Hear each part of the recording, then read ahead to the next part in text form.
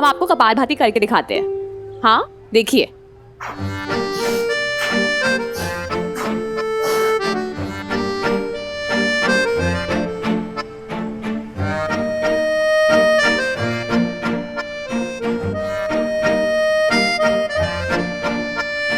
ये कपालभाति है। क्यों? देखो हमें, हम बताते हैं कैसे। और ये शूज पहनकर योग करोगी तुम।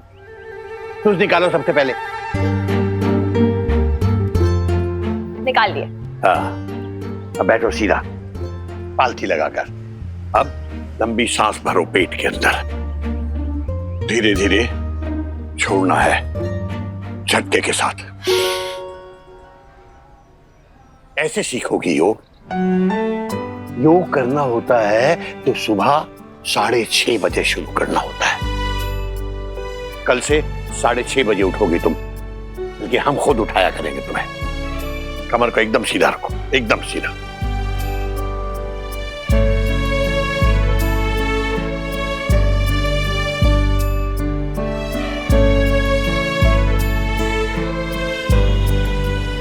एक कुर्ता एक दिन के लिए 3 कुर्ते पैक कर देते हैं तो मुझे काफी रहेंगे क्या? नहीं नहीं नहीं, बदबू आएगी। अरे फॉरेन टूरिस्ट हैं काशी, इंप्रेशन का सवाल है। काशी काशी आज बहुत खुश है। काशी बहुत खुश। राजधानी एक्सप्रेस की तरह आती हो, सब कुछ उड़ा देती हो। सॉरी लेकिन काशी तुम्हें पता है ना, अंकल जी कितने उदास थे, कितने सैड थे, आंटी जी से भी नहीं संभल रहे थे। लेकिन तुम्हें पता है आज हमने उन्हें यूं खुश कर दिया है, यूं। अच्छा, मास्टर जी को खुश कर दिया, ये तो कमाल की बात है। मास्टर जी तो वैसे किसी से खुश नहीं होते। अरे मतलब वैसे वाले खुश नहीं, हमारा मतलब है वो अपने नॉर्मल फॉर्म में आ गए हैं। अब चिड़चिड़ा रहे हैं, डांट रहे हैं। इससे बड़ी खुशी की बात क्या हो सकती है ना? अच्छा मतलब वैसे डांटते हैं। अच्छा ऐसा बोलो ना। हाँ, अरे वो उठा ले बद्री। तुम बैग भी पैक कर रहे हो? अरे कहीं जा रहे हो क्या? हाँ जा रहे हैं 4 दिन के लिए। पूर्वी दीदी ऐसे हैरान होकर हमें मत देखो, ये सब तुम्हारी वजह से तो हुआ है। हमारी? अरे हाँ, वो जब टूरिस्टों से बात की थी ना तुमने, फॉरेन टूरिस्टों से अंग्रेजी में पटर पटर पटर पटर, उन्हीं की तो बुकिंग कंफर्म हुई। ओह पता नहीं क्या सिखाया पड़ा है कि ऑस्ट्रेलिया में बैठे बैठे अरे उनका तो मन ही मचल गया। कहने लगे कि पूरे गंगा मैया का रूट घूमेंगे, उत्तर काशी से लेके अपनी काशी तक। बस फिर क्या था, हम जा रहे हैं उन्हीं के साथ टूर गाइड बन के। 4 दिन की बात है, 4 दिन का टूर है हमारा। ओह, तो तुम 4 दिन के लिए नहीं हो?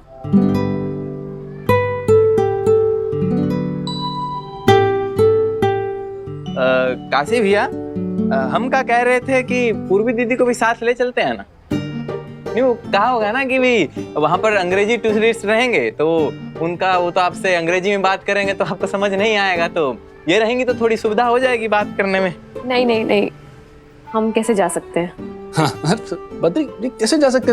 तू भी ना, अरे बद्री की बातों पे ध्यान मत दो, ये कुछ भी बोलता रहता है पगले। बद्री, लड़की हमारे साथ अकेले कैसे जाएगी? अरे नहीं काशी, वो बात नहीं है, हमें पूरा भरोसा है तुम पे। लेकिन जगन्नाथ अंकल जी की हालत अभी बहुत डेलिकेट है ना, आंटी जी अकेले नहीं संभाल पाएंगी, तो हमें लगता है हमें यहीं रुक जाना चाहिए। इतनी फिक्र करती हो मास्टर जी और अम्मा की? अरे ये तुम कैसे पैक कर रहे हो? ऐसे थोड़ी फोल्ड करते हैं कपड़े। प्रेस भी नहीं है काशी। बद्री तुम्हारे पास आयरन है क्या? आयरन? इस्त्री इस्त्री प्रेस? प्रेस हाँ ले आओ ना जरा। ला रहे हैं। काशी हम तुम्हारा कुर्ता प्रेस कर देते हैं। हाँ अब क्लाइंट्स पे इम्प्रेशन पड़ेगा ना अच्छा।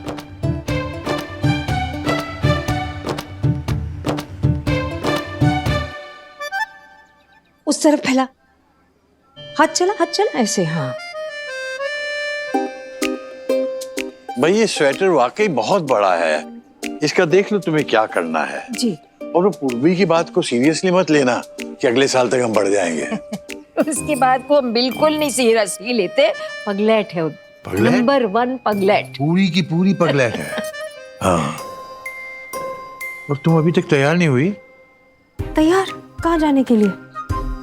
हद हो गई, अरे सुबह सुबह तुमने ही तो कहा था कि हम आपके साथ चला करेंगे घाट पे सैर करने के लिए। ओह, कहा तो था, पर जब से पंडित जी ना घुटनों में थोड़ा ज्यादा दर्द हो रहा है पंडित जी। कल चले तो चलेगा? पता था, हमें पता था कोई ना कोई बहाना तुम बनाओगी। कल से उस लड़की पूर्वी को ले जाया करेंगे। देख बेबी कौन है? हम देखते हैं।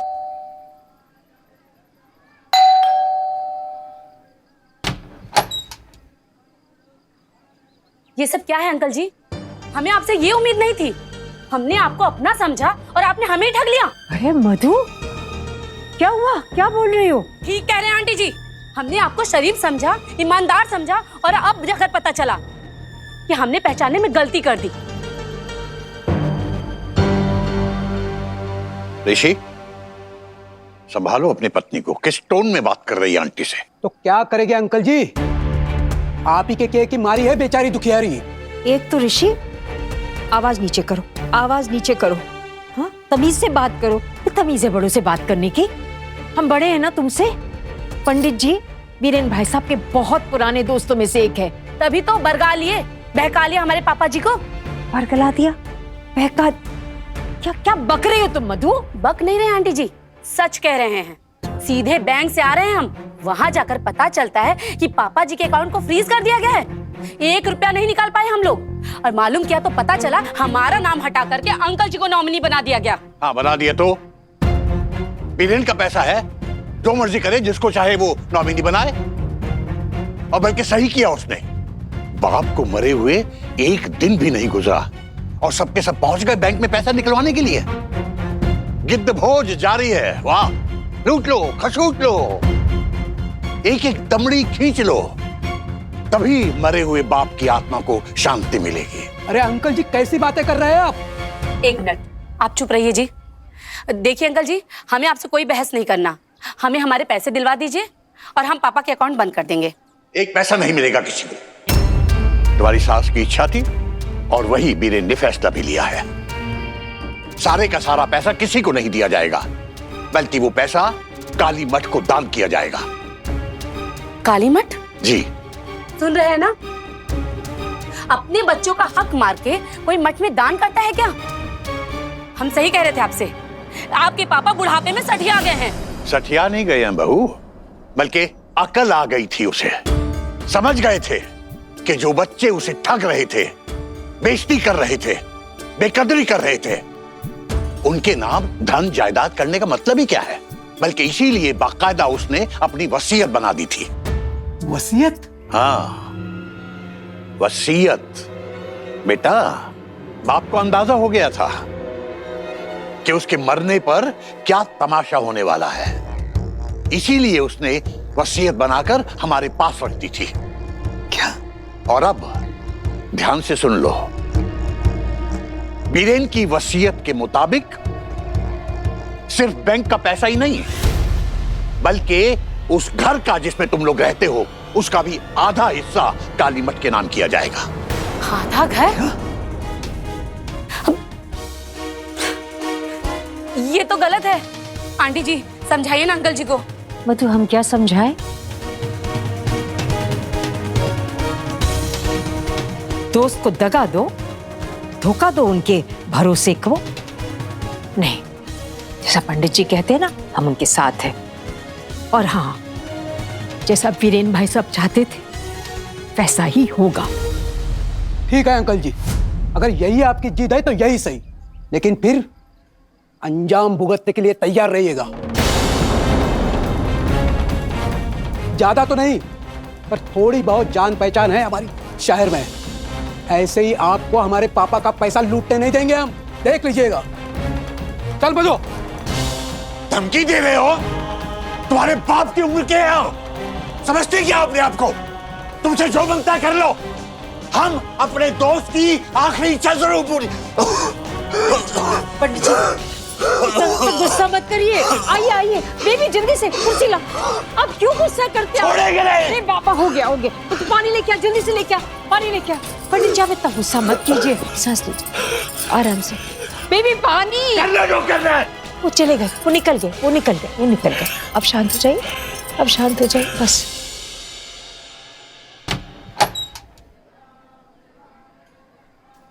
हम जा रहे हैं पूर्वी। आज तक हम बनारस के बाहर नहीं गए हैं और ऐसे घर में ताला तो कभी नहीं लगाया है। क्या करें, कोई ऐसा मिला ही नहीं जिस पे हम भरोसा कर सके। कोई नहीं मिला जो हमारे माता पिता के घर को सहज के रख सके।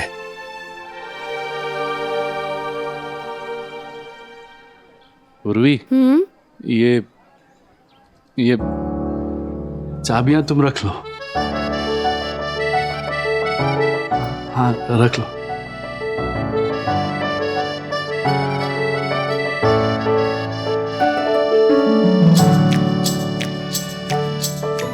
हमारे जाने के बाद हमारे पीछे से ये संभाल तो लोगी ना? क्या करना होगा हमें लेकिन? अरे ज्यादा कुछ नहीं, बस रोज खिड़की खोल के थोड़ा हवा धूप दिखा देना और ये हमारे भगवान के सामने रोज दिया जला देना। पूर्वी, हमारी अम्मा का मंदिर है, उनके जाने के बाद हमने बिना नागा किए रोज दिया जलाया है। चलें? और पूर्वी, तुलसी मैया, अगर हो सके ना तो रोज तुलसी मैया पे भी पानी चढ़ा देना। हमने सुना है कि औरत के हाथ से सेवा पाके तुलसी मैया खूब फल फूल जाती हैं। हाँ काशी, हम ये सब कर तो लेंगे लेकिन हमने पहले कभी किया नहीं है, तो हम नहीं जानते हमसे ठीक ठाक हो भी पाएगा या नहीं। जानते तो हम भी नहीं हैं, हम तो बस परख रहे हैं। मतलब? अरे काशी भैया क्या कर रहे हैं, जल्दी करिए, ट्रेन का टाइम हो गया है, जल्दी से आ जाइए, ट्रेन छूट जाएगा। रिक्शा वाला को बुला लिए, आपका बैग लेके जा रहे हैं, जल्दी से आ जाइए। रिक्शा वाला आ गया तो जाएं हम कर लेंगे। ध्यान रख लेना। बाय। बाय। ठीक है, आइए काशी चलो। भैया। All the best.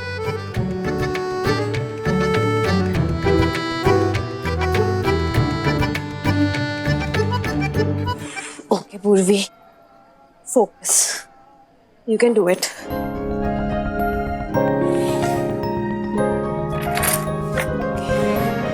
पूर्वी, ये तुम्हारा पहला जॉब है, पहला ऑफिस। उसने काशी इतनी सारी रिस्पॉन्सिबिलिटीज छोड़ के गया है तुम पे। कुछ गड़बड़ मत करना, हाँ? कुछ गड़बड़ मत करना।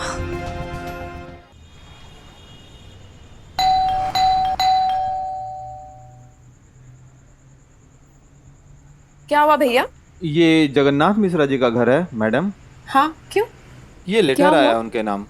अच्छा, हमें दे दीजिए, हम दे देंगे। नहीं दे सकते, ये रजिस्टर्ड लेटर है, ये कोई लीगल नोटिस है शायद। Legal notice? आंटी जी, ये कह रहे हैं कोई लीगल नोटिस आया है अंकल जी के नाम रजिस्ट्री से। किसने भेजा है? हाँ भैया कुसुम, जी, कोई रजिस्ट्री आई है आपके नाम? लाओ हमें दो। नहीं रहने दीजिए, हम हस्ताक्षर कर देते हैं। आपकी तबीयत ठीक नहीं है ना? सुना नहीं हम क्या कह रहे हैं, हमें दिखाओ।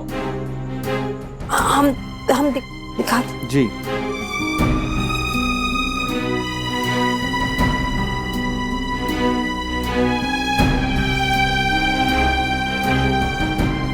थैंक यू भैया।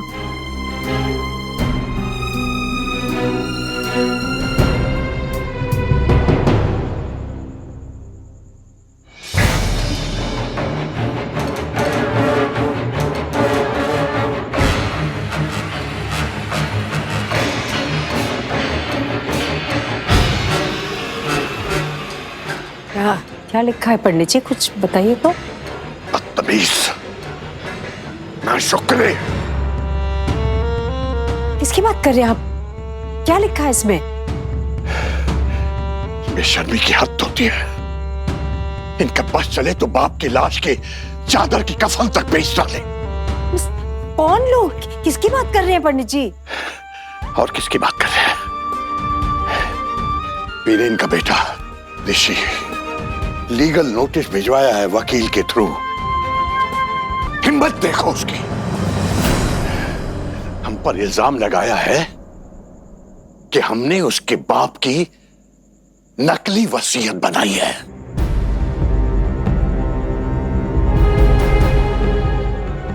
हमने जो उसके बाप के जिगरी दोस्त हैं, हमने उन्हीं के साथ धोखाधड़ी की है। कितना सफेद झूठ बोल रहा है ये लड़का, बाजी, मक्कार। सुनिए सुनिए, वो झूठ बोलने दीजिए। आपको क्या क्या आप क्या हुआ? सीने में दर्द हो रहा है? कुछ नहीं हुआ। वो हमारी ब्लड प्रेशर की ब्लड प्रेशर की दवाई पूरी टेबल के ऊपर रखा है, दाई तरफ। जल्दी आप बैठिए। आप आराम। क्या यहाँ पे दर्द हो रहा है? सीने में दर्द हो रहा है? कुछ नहीं हो रहा है। इस लड़के ने जरा भी मान नहीं रखा बीरेन का। कैसी औलादे हैं, उसके जाते ही तांडव शुरू हो गया। सही में आप आराम से। अरे कुसुम, हाँ अरे देख, पंडित जी की ना फोटो छपवाई है अखबार में वीरेंद्र श्रीवास्तव के बेटे ने। हमारी फोटो? हाँ भाई साहब, आपकी फोटो भी छपी है और आपके बारे में उल्टा सीधा भी छपा है। हमें चुप रहा के क्या होगा कुसुम? अरे अखबार तो पूरे बनारस में बंटता है। और देखो क्या क्या इल्जाम लगाए। जगन्नाथ मिश्रा का नया रूप लालची का है। और देखो उन्होंने धोखाधड़ी से मेरे बाप की जायदाद हड़प ली है। और ये देखो कितना फायदा उठा लिया इन लोगों ने हमारा। अब बताओ, पंडित जी ने पूरी जिंदगी इज्जत कमाई, वो इज्जत तो गई मिट्टी में।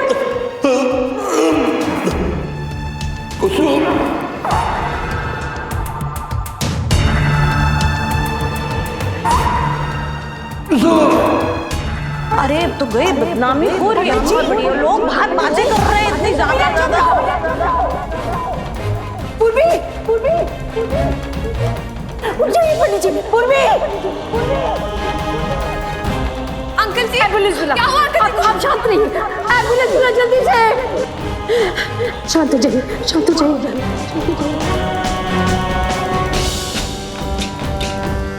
एम्बुलेंस बुला जल्दी से। जाइए, शांत हो जाइए। जल्दी जल्दी।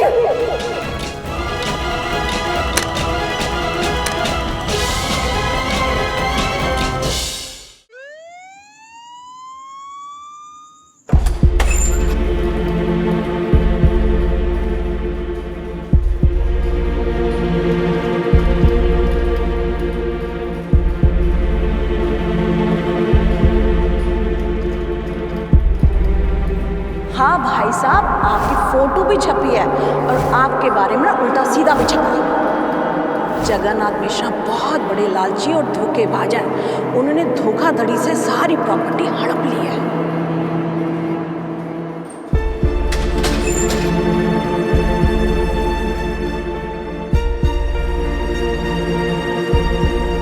अंजाम भुगतने के लिए तैयार रहिएगा। ऐसे ही आपको हमारे पापा का पैसा लूटने नहीं देंगे हम, देख लीजिएगा।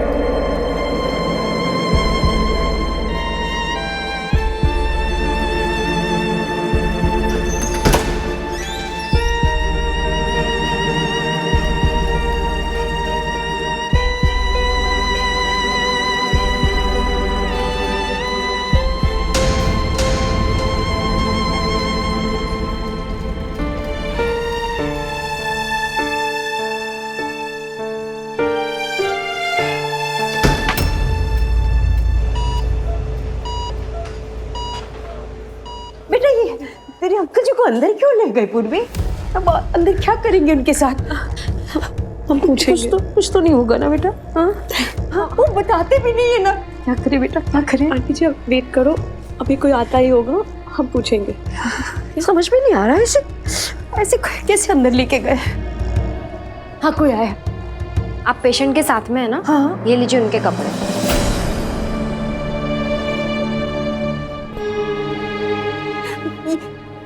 आपने कपड़े क्यों उतारे? अंदर हो क्या रहा है? हो क्या रहा है अंदर? माता जी पहले कपड़े लीजिए और आप वहाँ पे बेंच पे जाके आप बैठ जाइए। ऑपरेशन थिएटर के सामने ऐसे खड़े मत रहिए। ठंड बर्दाश्त रुक एक सेकंड रुकिए। पूछ के क्या हो रहा है? आप लोग कुछ बताते कि उनमें हुआ क्या है अंकल जी को? अरे बताइए ना हमें। Excuse me. No we won't excuse you.